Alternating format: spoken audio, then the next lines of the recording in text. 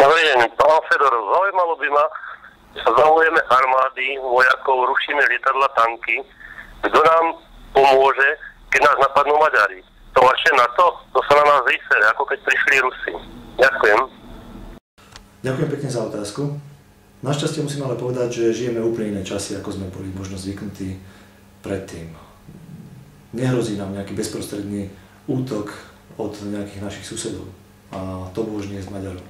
Ešte aj s tými Maďarmi sme v jednej bezpečnostnej organizácii a vieme o sebe všetko. Sme v organizácii, ktorá je najsilnejšia na svete a kde každý člen garantuje tomu druhému, že v prípade potreby mu príde na pomoc. V prípade potreby, keby sme boli niekým napadnutí.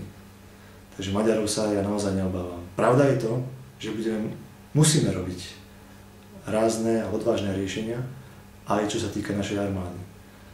Hrozby bezpečnosti pre Slovensko, pre celý svet sú úplne iné ako tie, ktoré poznáme z minulosti.